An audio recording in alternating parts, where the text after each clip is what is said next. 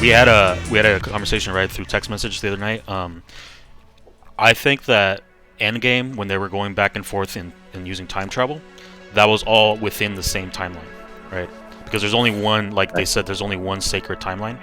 And so what they were doing was like they were going back, grabbing the stone, bringing it back, but it was all within the same universe. There wasn't like a split ever happening.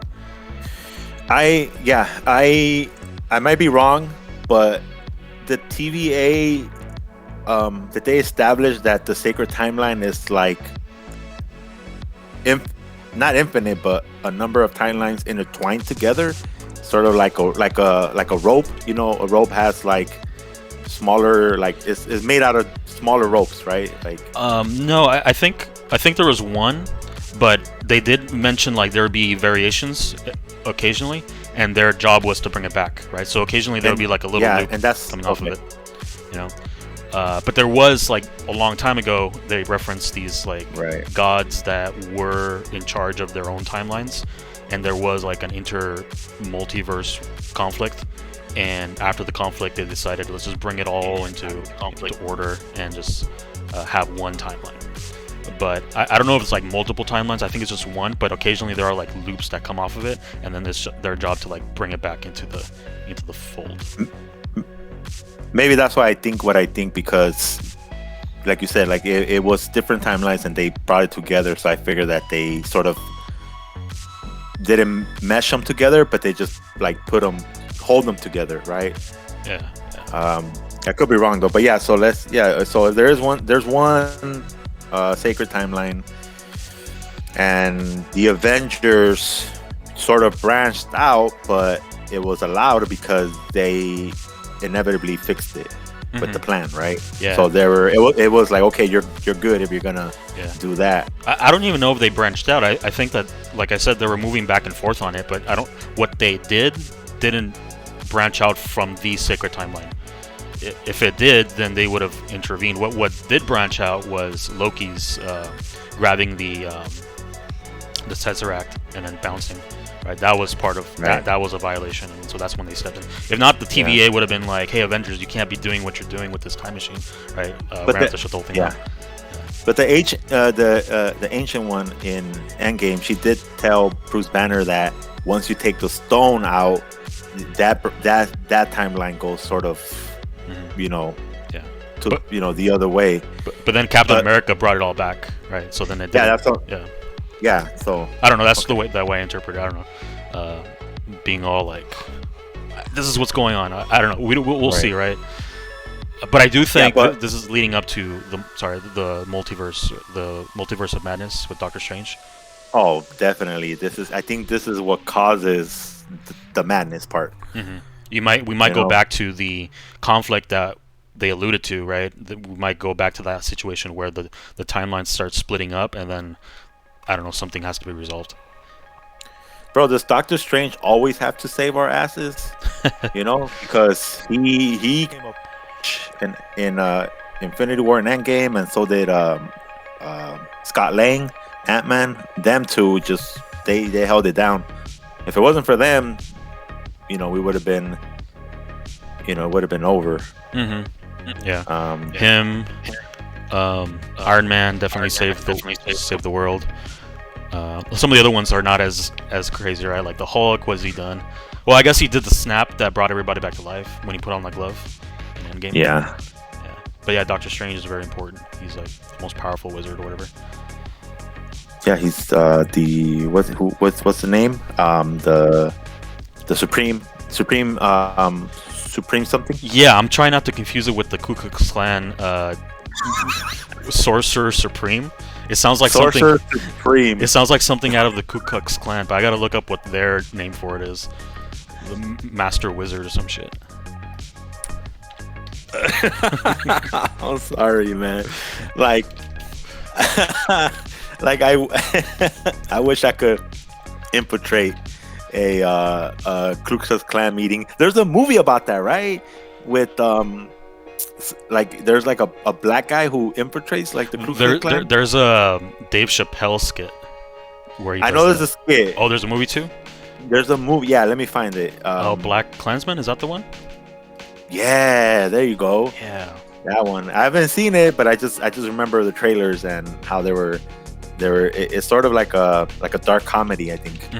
I think it's the guy from Tenet who plays the guy, the main dude.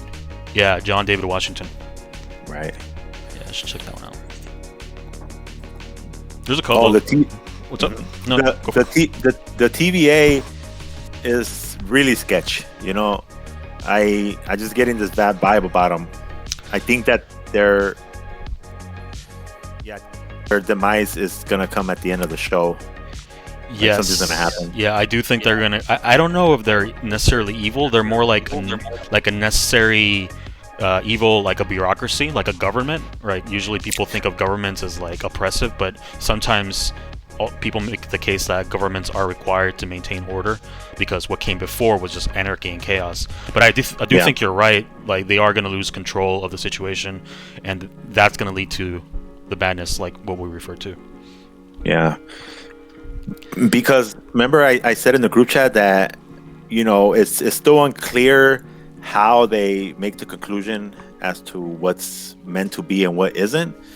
If like they don't really explain their system, it's just what 3 dudes, right? Like these gods, whatever. Like they might have like some sort of power to be able to see like the future, and or whatever is intuition. I don't know, but right now, the feeling that I got is that it's arbitrary. Like they just, like you said, like it's a government, and they sort of like sometimes, even though maybe like someone branching out or someone like stepping out of the sacred timeline, maybe it has been allowed, and it's been like they let it slide.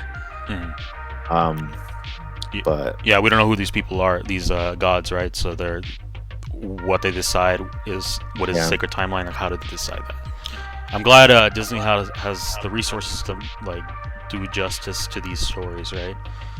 They're like probably the biggest media corporation in the world, and so they're handling Star Wars, they're handling Marvel, they're handling all their other like live action shit, and they just have like a shit ton of resources to devote to making these products. And if they're gonna be that powerful, they better be making good content, Yeah, they need to.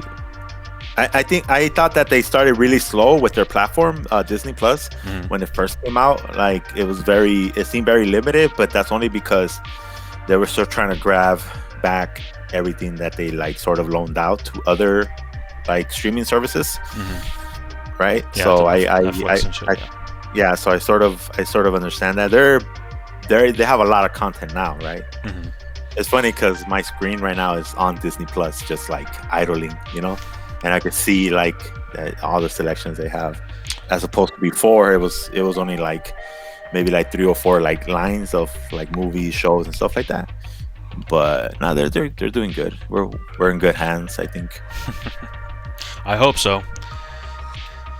Yeah, and then I was like, I told you in the chat, like I wasn't worried about where MCU was gonna go next with Phase 4, but I was just a little concerned, just like